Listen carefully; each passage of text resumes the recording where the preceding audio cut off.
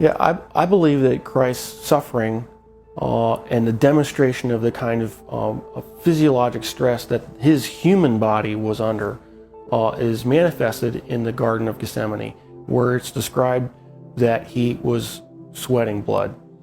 And there is a well-documented medical condition in which patients who are under tremendous amount of emotional stress and physiological stress can in fact sweat blood, because little blood vessels within the glands burst and then the blood is expressed.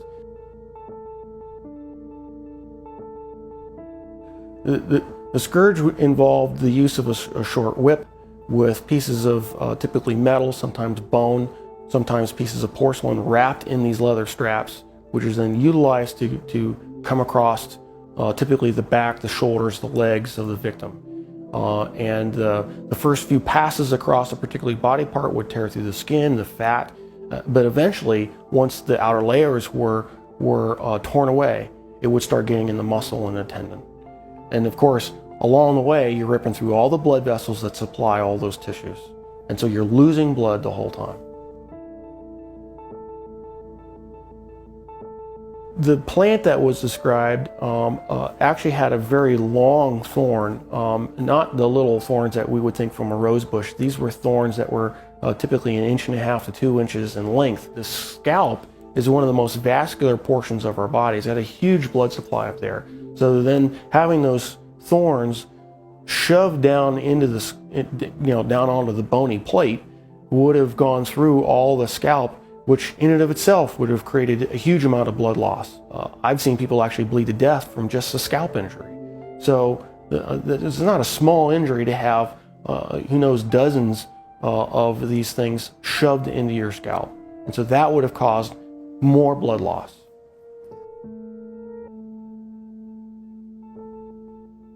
Typically, when a victim has to carry the cross, what has been described in the literature, in actual Roman literature, is they describe they carry the crossbar, and the crossbar is estimated was estimated to weigh about 110 pounds. And of course, if your arms are stuck out here, wrapped up on the crossbar, and you fall down, you need help getting up.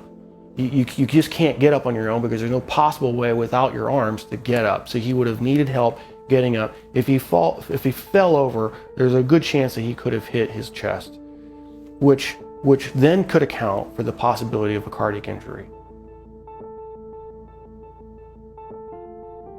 Anatomically, we consider the wrists as part of the hand, and so with the placement of the nails between the radius and the ulna at that position, it still fits the definition of being in the hand, and it's in a position in which the nail won't rip out, which you have to have a solid point of fixation.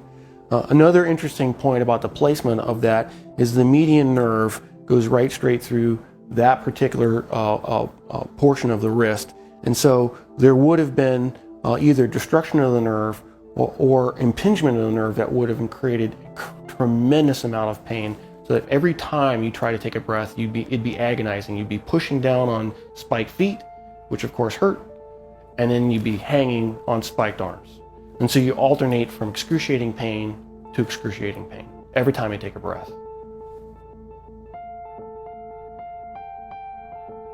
So even if he survives the actual crucifixion, he would have had to survive what I believe to be a lethal injury from the spear, just to find out whether he was alive or not.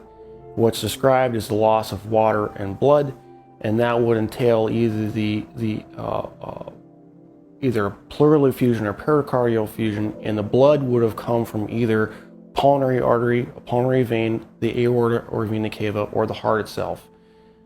None of those injuries, unless you're treated immediately by a trauma surgeon like myself, with all the advanced equipment that we have, would be survivable after even a few minutes.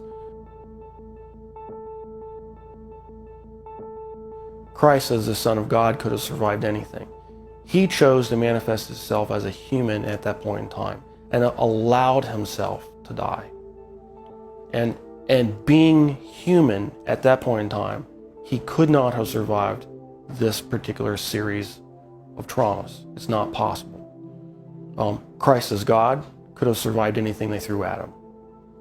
But he chose to be Christ, the human, at that point in time to die for our sins.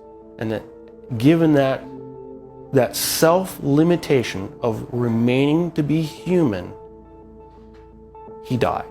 He did not survive the event.